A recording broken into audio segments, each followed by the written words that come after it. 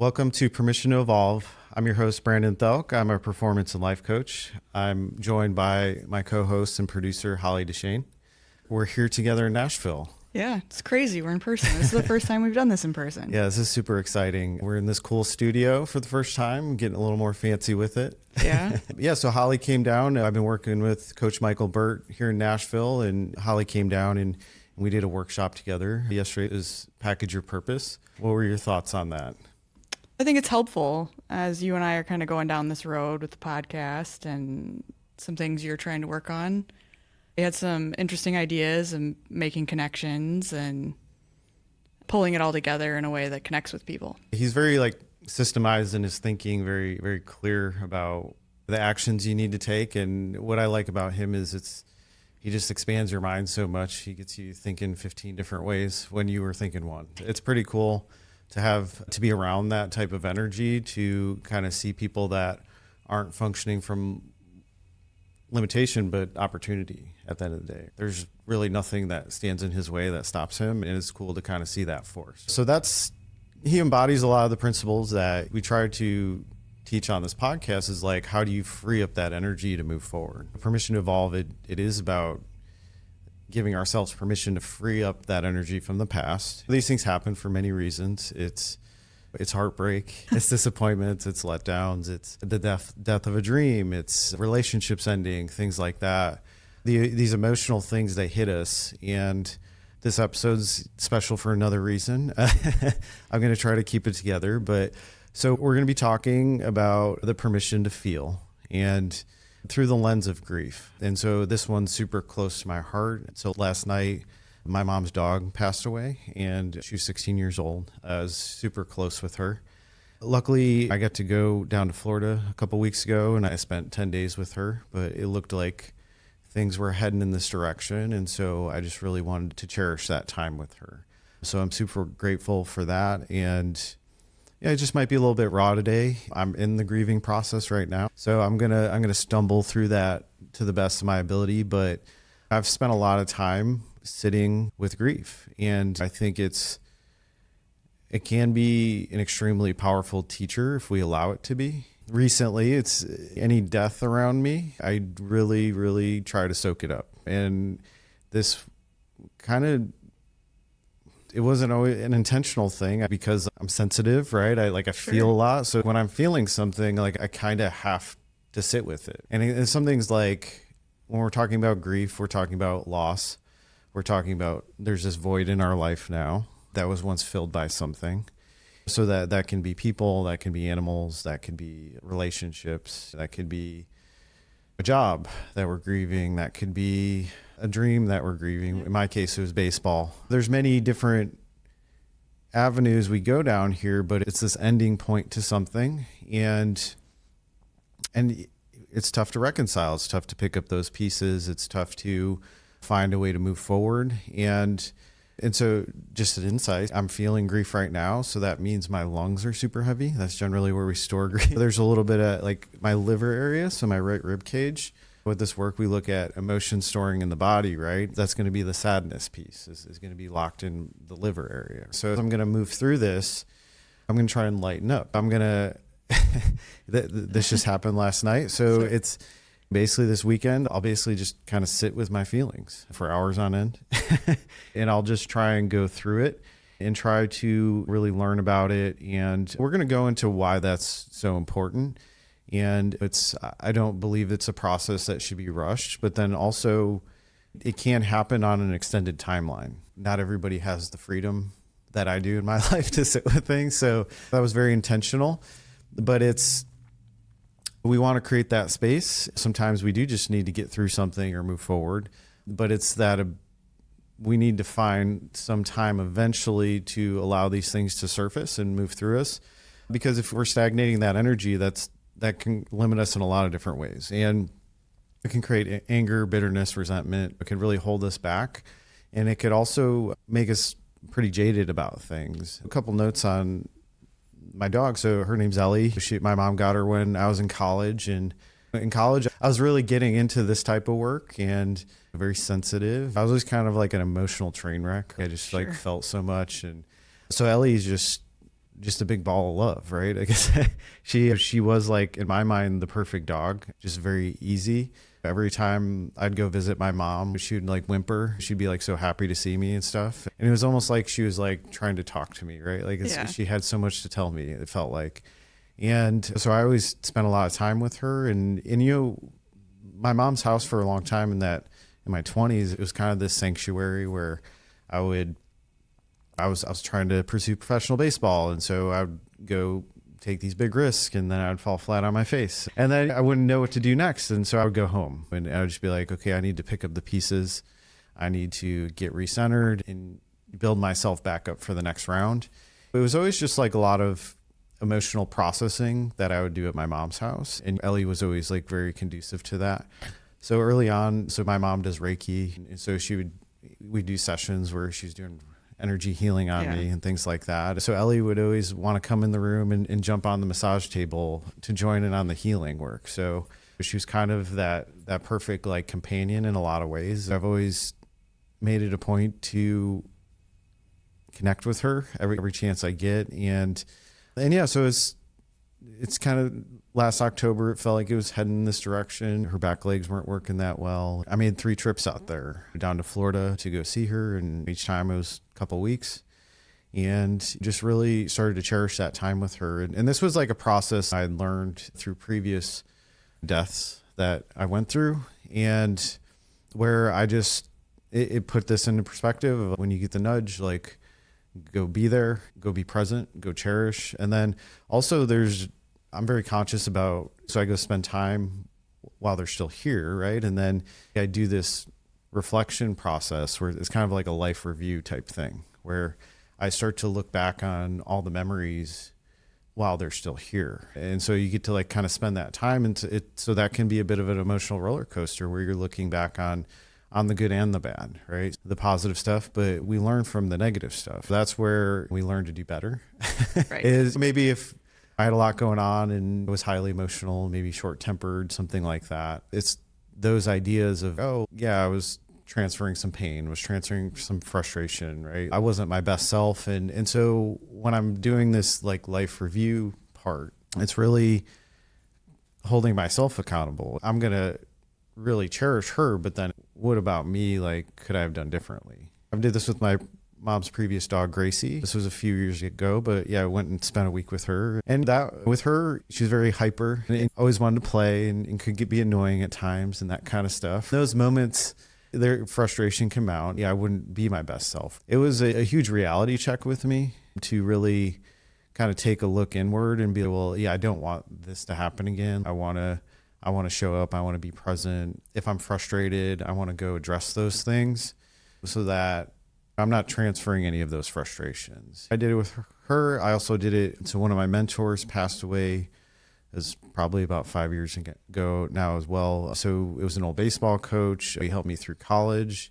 He really showed me like what it means to be an outstanding man. Just extremely like generous, but he would hold you accountable to things too. He would hold that space for you to live up to your potential. But then if you weren't taking those actions, he could have that edge to him where he'll call you out and things like that. He was very, very special to me. And that was the thing. So when I heard kind of that news, it was, okay, I cleared my week. I just sat with it. I just really soak up. I like to do the grieving right away, because if anything's stuck in my nervous system, I have to move. It gets so uncomfortable because I'm like ultra sensitive at this point, right? When I'm a little out of balance, like that calls my attention big time, and I like have to go into it.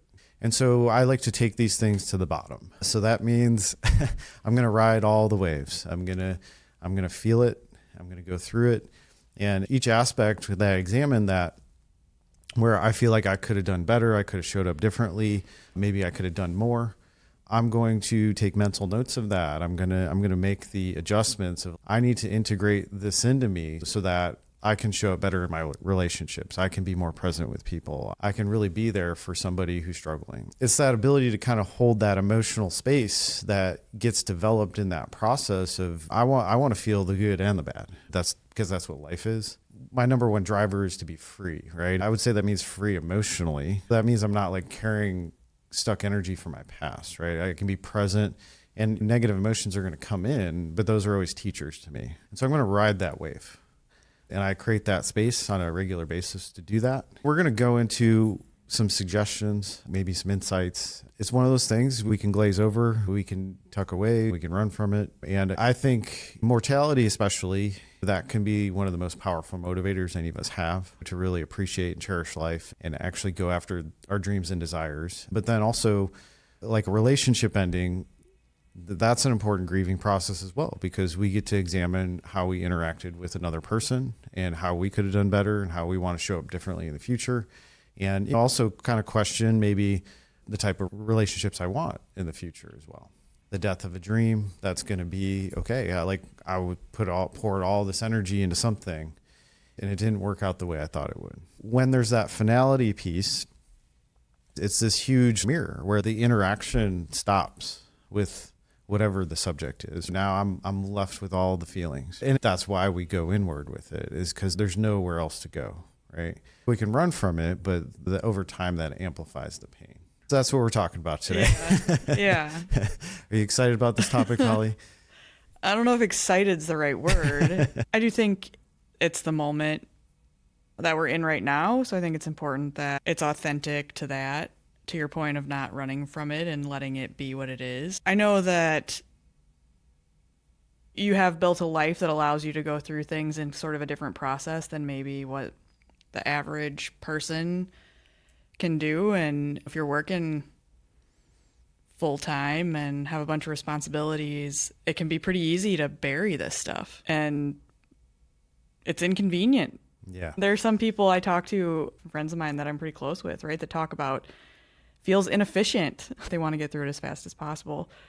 So I think as we go through this today, it'll be good to like offer how do you gain efficiency?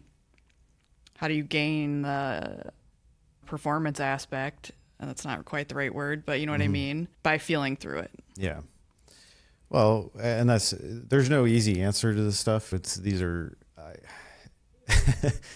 it is life though. And we want to learn how to do life at the highest level, because that's how we're going to live our best life, appreciate life.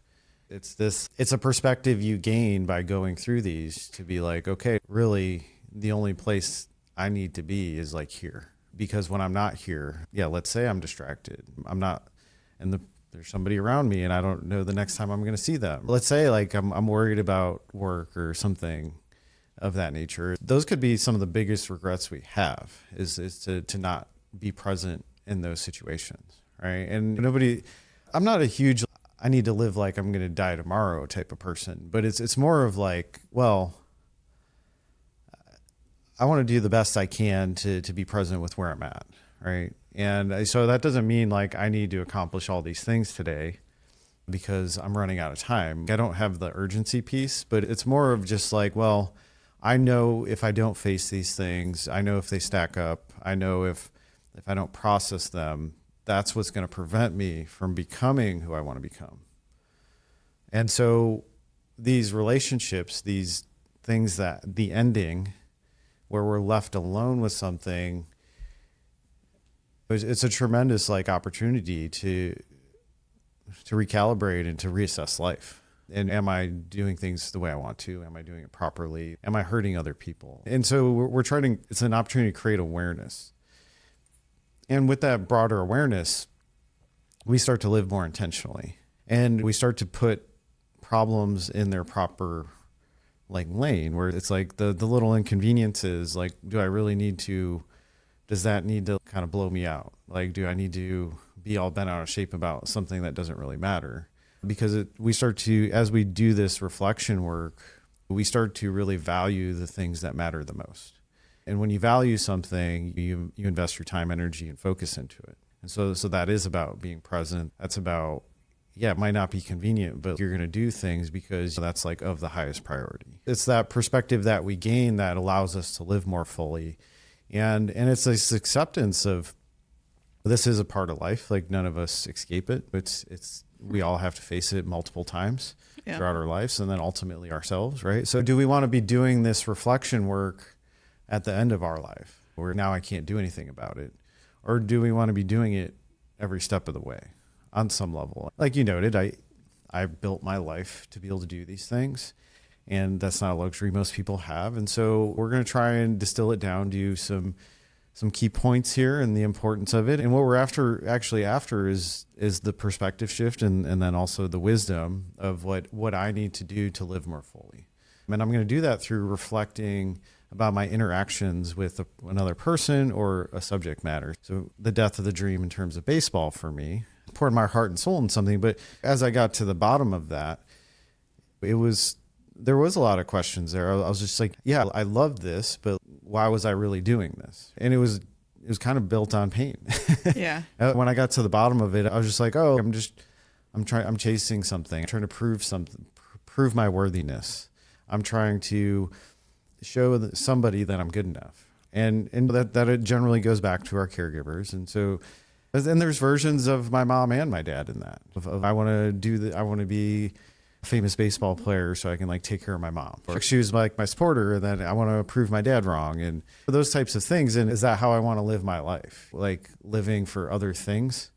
Or do I want to like get really connected with myself, what I want, get connected to purpose of like, this is what I'm put on this planet to do, and how can I help people?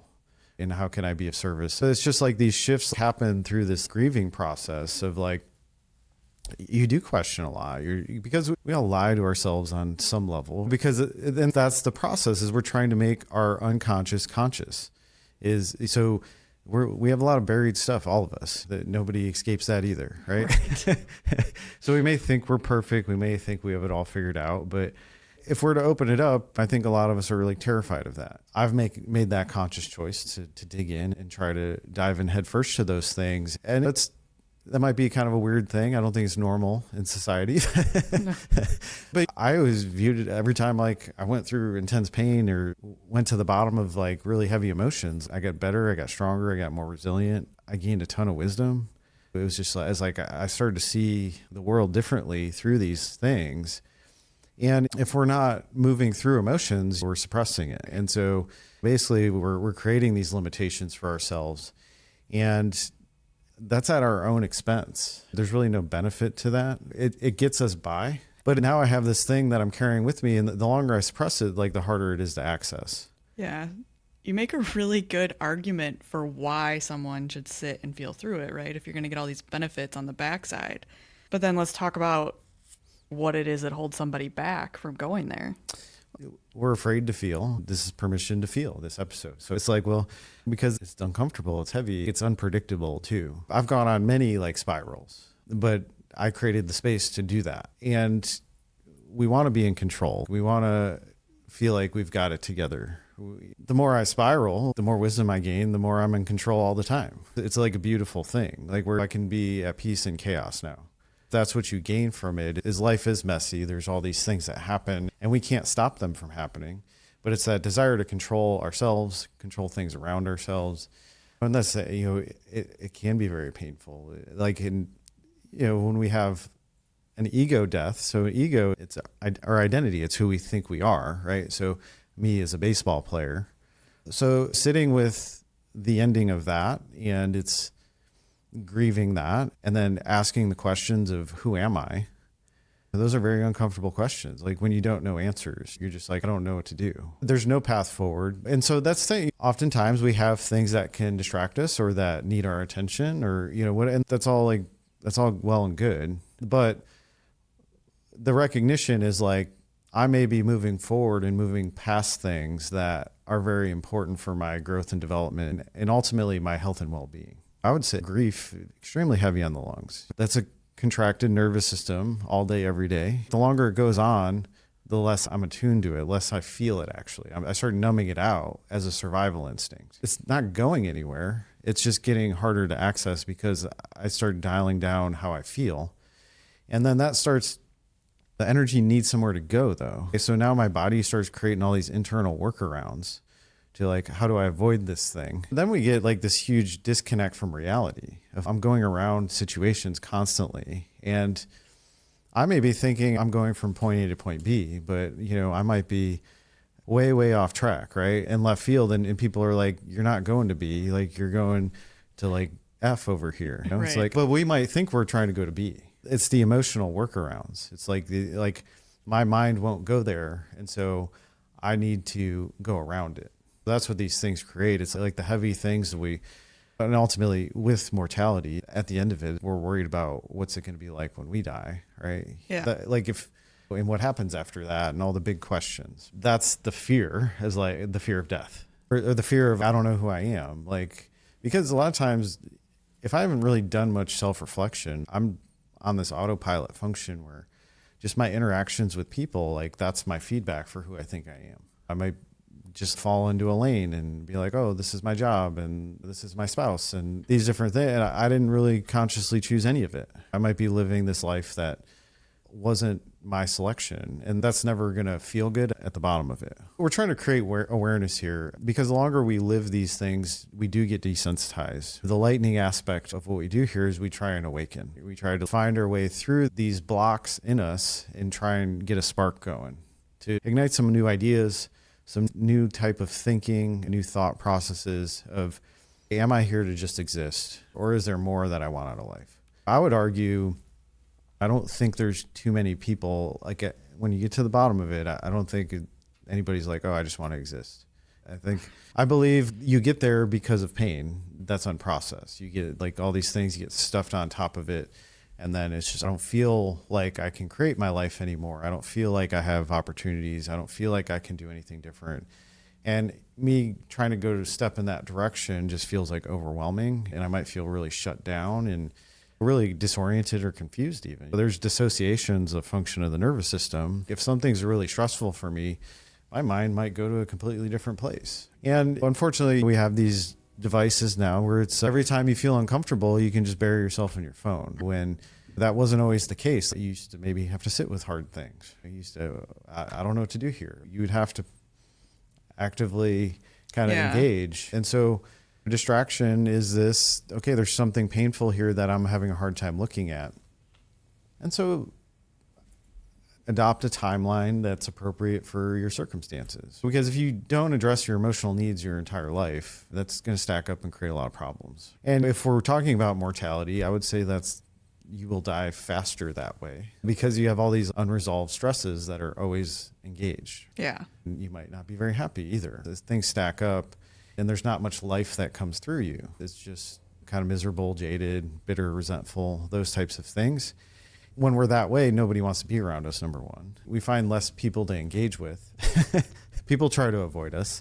But then it's also, it is just this highly structured, monotonous life. I've built all these limitations based on pain from my past, and it got so painful to try and overcome them that I eventually just settled and gave up. In that place, we're just kind of buying time. There's nothing really going on. And so the unfortunate piece to this is a lot of people, like the closer they get, old age, that's where the reflection happens of, oh yeah, maybe I should work on this relationship now. Maybe I should apologize for some things. Maybe I should pursue something different. You start to have those reflections, but I'm not saying it's like ever too late, but it's, well, do we want to do that work all along the way? That's my case, is like we all experience these things, and there should be some degree of, I should be able to adapt and change throughout my life, not just try to stay the same no matter what traumas, disappointments, letdowns, failures, all those things, like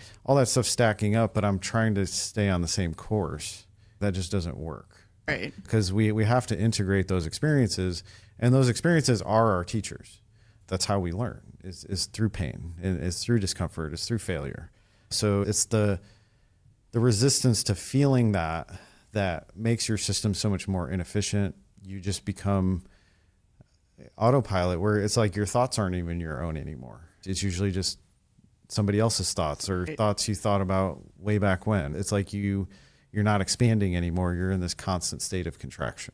So you brought up the ego death, or the death of an identity.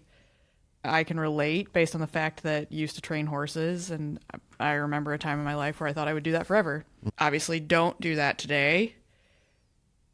But thinking about that, I'm thinking about your comment around the fear where you get so attached to that, and then you have a fear of letting all of that go. And then there's a grieving process associated with that. That's very different, though, than a physical death, at least for me in my mind, right? It's a different, I shouldn't say it's a different process. It's the same 5 stages of grief. Yeah. No matter what you're grieving. But moving through it is very different because maybe it doesn't have the same finality that the death of a loved one has or the death of a pet has. Because you could always go back if you wanted to. You could, but you're not the same person. So it's like you'd go back and it wouldn't feel the same. What's needed is an evolution. I need to integrate this into some new expression because I think that's not moving forward creates the idea that, oh, what's in the past was like the best that's going to be. Right. So I'm losing that brighter future. Right? Yeah. That's what was comfortable. That was what's known. I know how to do that. That's safe, secure, all those things. It checks all those boxes, but it doesn't have the juice anymore. Okay. It doesn't like light us up. That part probably died. What we really want to pay attention to is where's the spark? What excites you? What gets you going? Because that's where we get the brighter future, which is going to force us to process the death of the dream. So I need to see like there's something better out there for me. I had to go through this to learn skills, abilities, wisdom that I'm going to bring into my next chapter. Right. We see these things as an ongoing process. And that's it. It's that desire to kind of hang on. I see it a lot with, so like professional football players come to mind. I'm from Chicago originally. So it's like the 85 Bears. Sure. That's so long ago, but you still like hear about them, right? Because it's like the glory days of like, this is when they're amazing. And everybody talks about it like it was yesterday. And it's just, we're way past that now. A lot of football players or athletes in general, after they retire, they go into broadcasting, but then, or they might do interviews, but then they just keep talking about how amazing they were. Back in the day. Yeah. And so that's this idea of that's the best it's ever going to be. And I'm stuck there. And because you can't possibly see this evolution happening. And let's say we can cherish that stuff, but then we could also see like, oh, hey, yeah, maybe I wasn't the best person. Maybe there was relationships I lost. Maybe there's some aspects that I could have done better in that. And the status and things like that can be tricky because you're not getting an accurate reflection from people around you. If you have some sort of status, people are like treating you differently. And you also have the fans that are stuck in like 1985 that like love to talk about 85. And so it's just like there's a time and place for that, but it's like, is that all there is? And so that's what you see a lot is this is all there is. But I'm 40 years down the road or whatever it is. And now it's to still talk about it like it's yesterday. That's like a reflection and reminiscing and all that stuff's great. But do we stay there or do we see what am I excited about now? What's the next evolution of this? How can I apply those skill sets that I learned there to this next chapter? And some people do it really well. Some people don't. And the people that don't, they're going to be emotionally stuck. Like at the end of the day, that's what's happening. They're locked in and they don't see that brighter future. So it's just like, I'm always going to go back to the past and think about how great that was. Yeah. So you made me think when you talked about how you reapply skill sets. While this isn't necessarily about grief, it did make me think just quickly about the conversation with what Coach Burt does. So it's the same skill set, reapplied. And when you reflect on that, yeah, I think that's true for me in my life and what I do today based on what I used to do when I trained horses and taught kids how to ride. I'm curious though, when you think about that through your lens, what you do today, what is it that you brought forward through the death of the baseball dream? Sports is, it's kind of one of those things where you just have a very like clear objective. I want to become the best I can be. You just turn over every stone, right? I'm going to work out like a maniac. I'm going to learn the diet stuff. I'm going to figure out the mindset, like try to get the best coaching. The problem solving as an athlete is a very immediate process where, okay, I'm practicing. I go into performance. Whatever doesn't go my way in performance, now I reflect on that. I break it down. I try to do it better next time.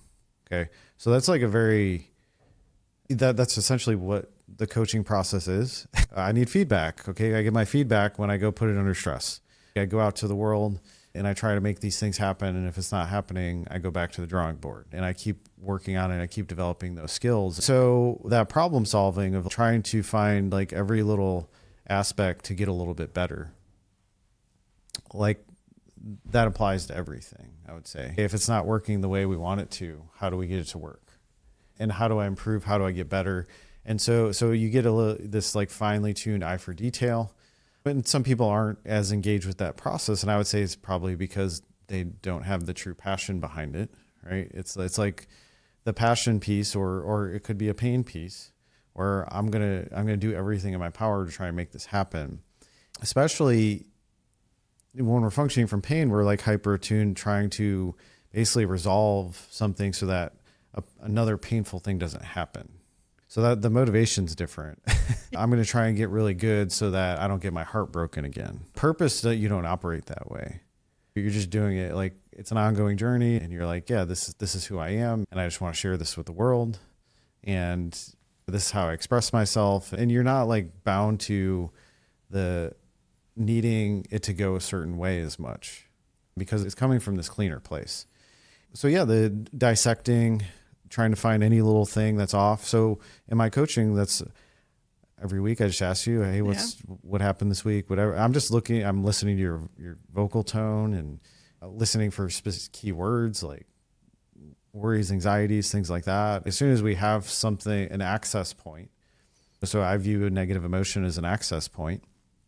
So all we're doing is, okay, I'm like finally attune myself to listen and dial into that, right? That's my specialties. This is contracting her nervous system.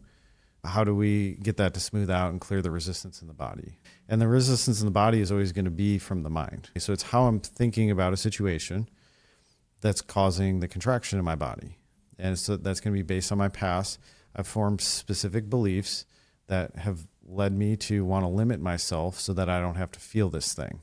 That's interesting when we're talking about this grief. I'm talking about taking like a dive head first into it. Like I can't wait for tomorrow to come so that I can just go sit with my feelings, because like I want to learn about this and I want to extract as much as I can so that I can appreciate things even more. That's what's exciting to me. Once again, pretty weird, but it's like that's why like I'm feeling things right now. Like my body's heavy and I want to resolve this. I want to feel it. I want to process it. I want to extract all the beautiful moments, and I want to dial into the things I can do better. And that's what takes me to my next levels. It's just an ongoing process all the time. What we're talking about is just, we're creating awareness, and we're just trying to pay attention to how we feel. And if something needs our attention, we want to find a way to give it our attention, right? And if we need support, if you have a busy life, if it's kids, everything, it's just like, okay, we'll hire a coach, go to therapy, right, whatever, create some sort of container, some space so that you can unlock this stuff and unwind it. Because if you don't, it continues to stack up. And as it stacks up, your body gets heavier and heavier. It starts to lock down. And then our mind starts to reflect that, where we have negative thought processes, negative beliefs, negative judgments, and we're going to be shutting down our life. And this, people get super weird around death because they're not doing that reflection. They're just like, oh, this is terrifying to me. I would prefer to avoid it. And we can avoid these. Not everything needs to happen right now, but I would argue it should happen at some point. With grief, it's going to come in waves, and I got last night when I found out, I was prepared, right? Like I spent the 10 days and really soaked up that time. And then last night when I heard, it was more about just being there for my mom. I teared up a little bit. It didn't like hit me. And then this morning, it was like 7 a.m. I woke up and that's when it hit me. And then my brothers were texting and they're like, hey, this happened. I already knew, but it was like, but I started feeling like the emotion of everybody, because that like hit me like a wave. Because I'm like, now they're feeling things, right? And so I'm attuned to that. Yeah. So now that hit, so I cried for like a half hour this morning. And then I'm like, okay, I need to talk about it a little bit. And then We sat down and was like, what are we going to talk about today? Yeah. And I'm like, well, this is like the only thing on my mind. Like I can get to the place where I can deliver the information, but I still know I have work to do on it. It's underneath. I can feel it. Yeah. And so I'm going to go do that as soon as I can. You leave tonight? I leave tonight. Yeah. So I'm going to go create that space, and I'm going to stick with it until I feel good about it or feel at ease. And I'm extracting the gifts. I'm remembering the good times. What could I have done better? I'm getting to the bottom of it. Like, how do I improve this type of relationship in the future? Like, how can I be more present, more connected?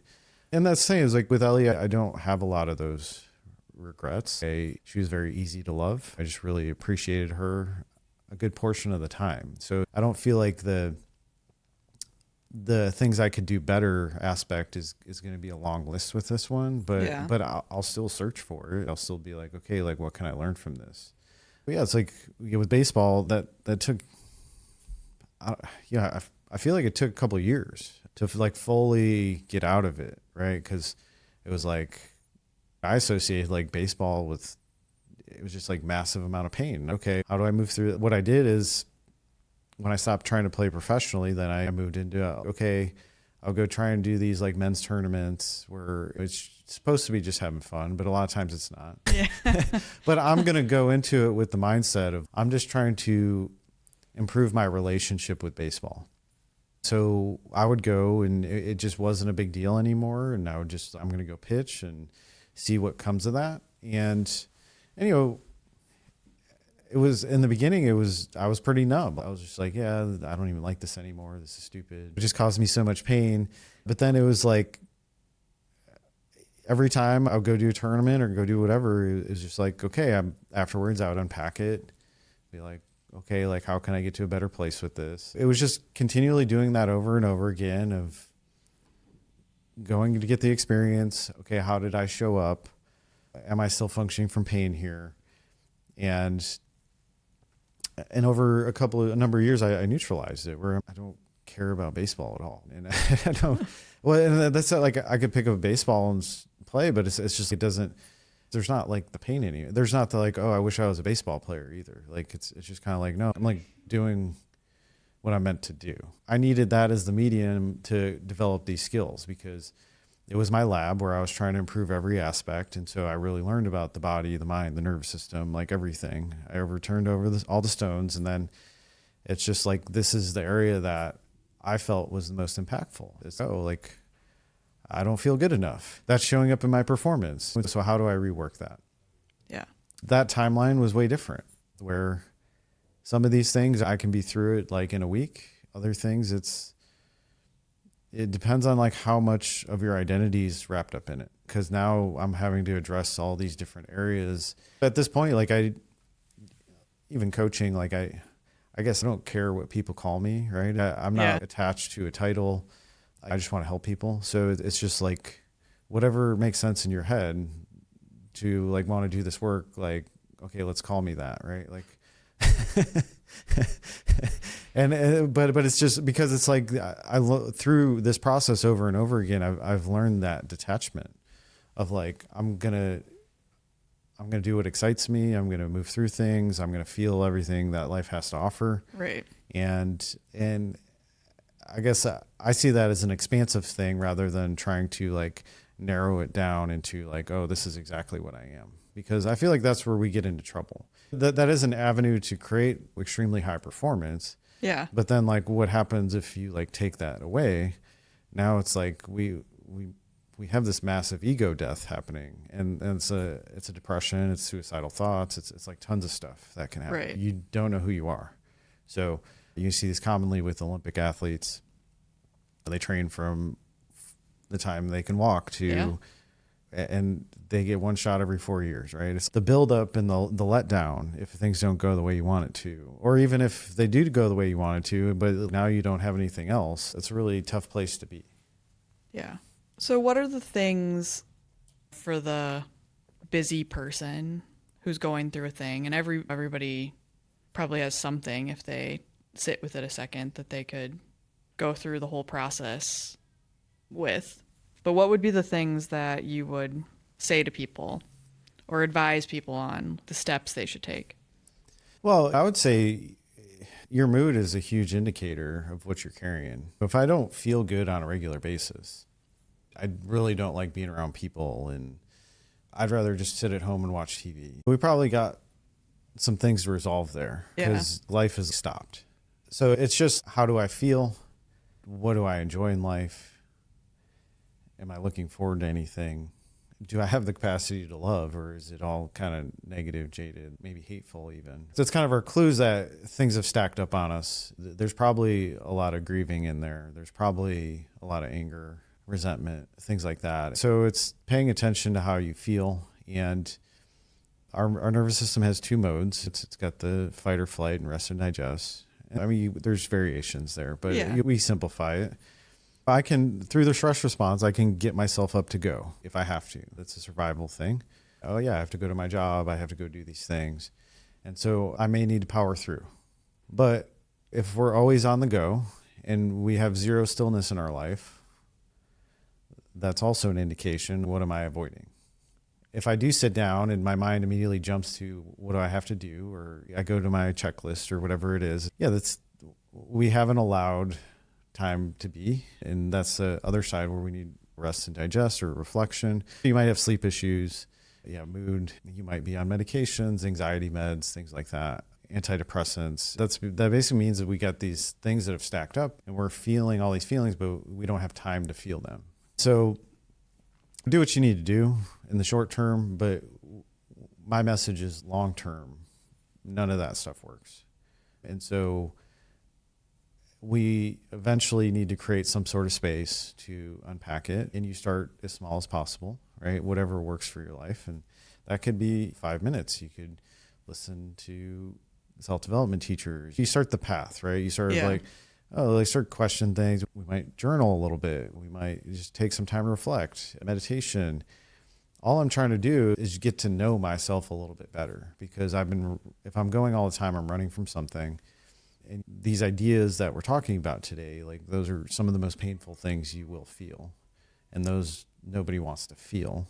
And so my message there is like, well, there's tremendous gifts in feeling them. Wisdom, insights, perspectives. But so it's like we create a little bit of space, 5 minutes, 10 minutes, get up earlier, do it before bed, whatever it is. That's what we just need to create, some container to just kind of be with things, put your phone away, and then just like allow things to come up once in a while.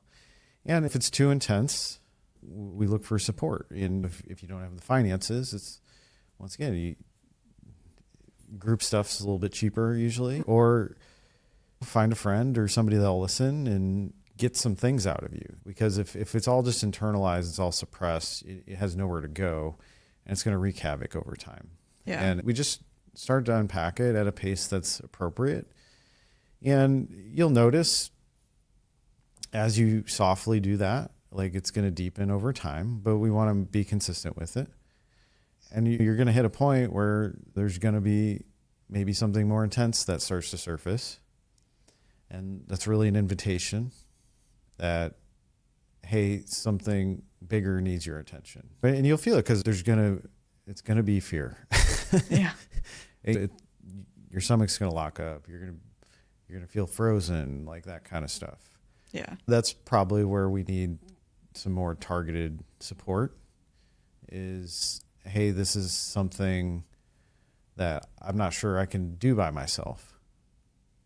But if we make it a regular practice, start at 5, maybe build to 15, maybe go to a half hour. And if it's just like a regular thing you've built into your schedule, that'll lead you down the path. Each step is an invitation of, okay, I'm not ready for this. Maybe I stop here and then maybe inch along a little bit. But if we feel called to it, and you can get help no matter what. There's people that will help. There are even free resources. You can find them. If anything, watch videos and stuff. Yeah. Listen to stuff like this. But it's that invitation of, okay, this is something that terrifies me. And if it stays in place, one, it's going to continuously create stress throughout my life, which is going to build into bigger and bigger problems. And a lot of times that turns into health issues over time. I need to know that at some point that's going to need some attention. Right. Because if I continue to avoid that thing, if there's an intensity behind it, I am going to be lashing out at other people. If they start to poke at it, right. Yeah. That's going to it's going to ruin relationships. You're going to start to see it in your external that, oh, hey, this is causing some problems. Right. We start with basic awareness practices and we just question and we get curious about what we feel and guided meditations, things like that. So we're just inching our way at a pace that feels appropriate. And with this topic of grief, it does come in waves. It's going to hit you and then it might go away for a while. It's going to hit you even harder. It's back and forth.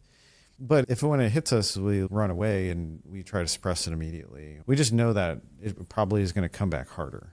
Yeah. It really serves people to kind of have that acknowledgement of like, hey, this actually does need my attention. I need to start to think about how I'm going to create that space or container, because these are needs for everybody. Your emotional needs are important. And if you don't address them, they start to infect every other area. Right. Yeah. Right.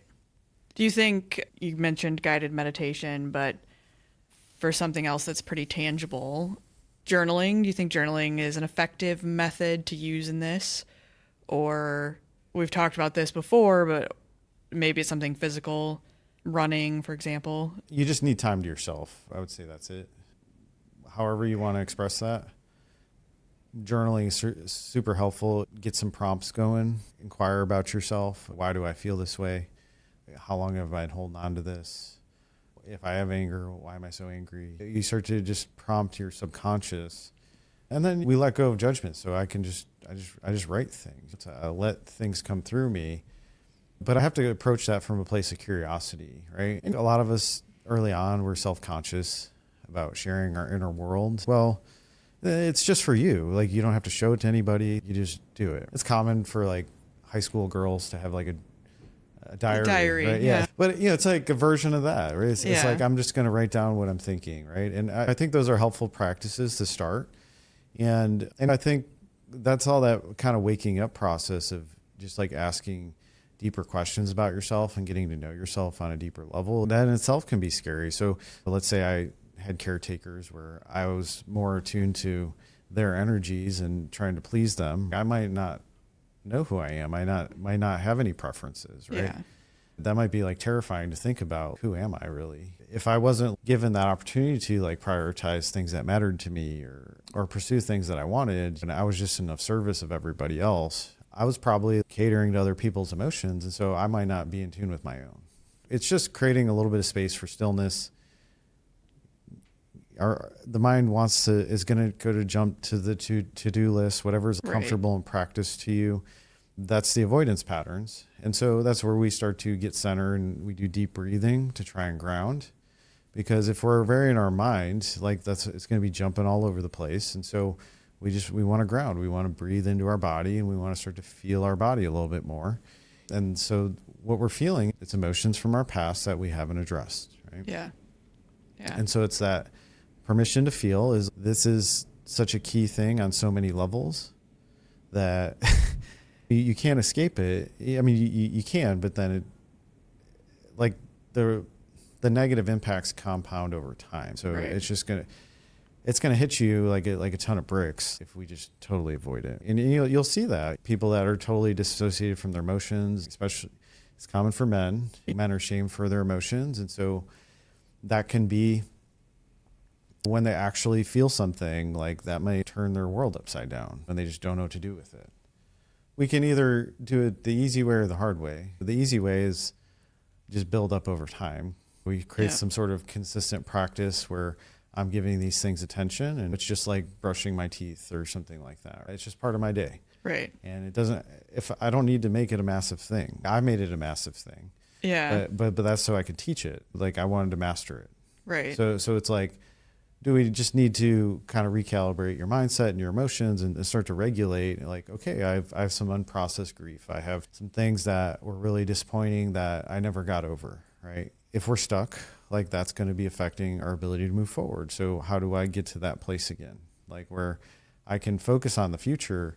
That's another clue is we'll be looking, I have nothing to look forward to. Like everything just sucks. So it's all those different versions of like, well, if you're not in this rhythm, there's something that stalled you along the way. And then there's tools.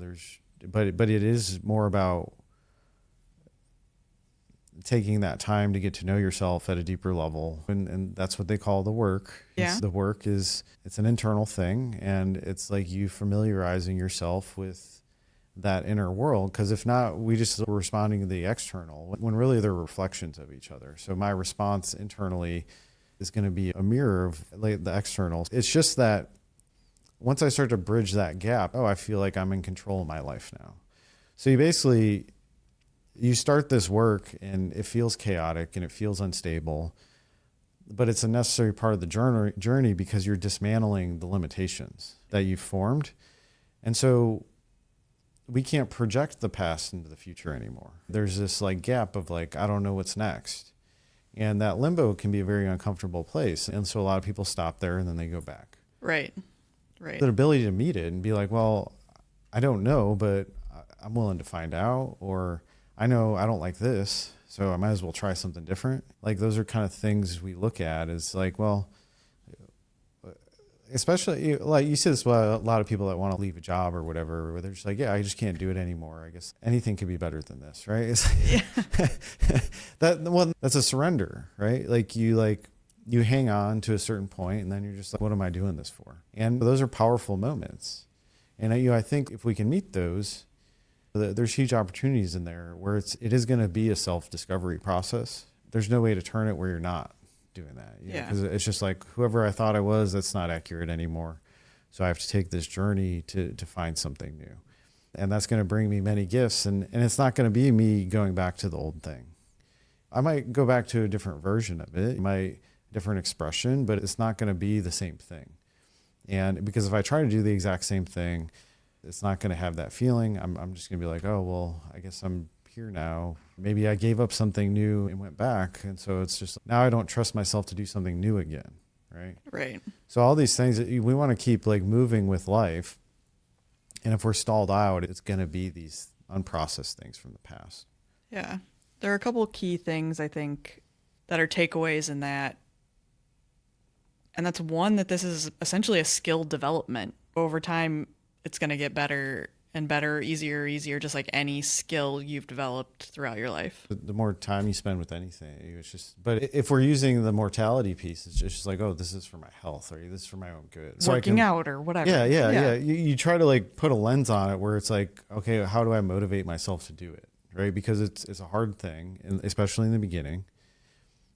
But as you do it over and over again, you see the rewards of it. And then that's what like continues you on your path, where you start to develop like a hunger for it, of like self-knowledge, because it's just, every time I hit a wall, I go through pain, I learn about myself and I level up on the other side of it. So you start to associate like the gifts that come with it, and now it makes it so much easier. Awesome.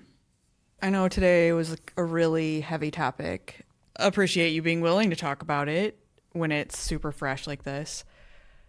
Just to wrap this thing up, close us out on today, what are your kind of final thoughts?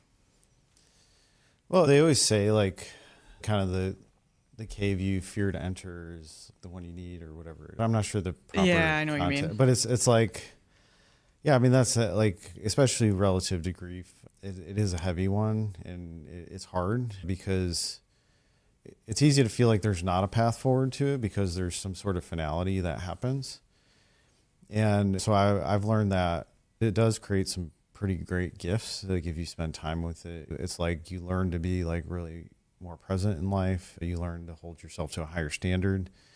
You try to appreciate things a lot more too, right? Because it's just like, oh, like I wanted to do something and now I can no longer can. Or start to, that gap, we can either project suffering and misery into that, or we can project, okay, this is a lesson to learn. This is something that's going to transform me into something better, right?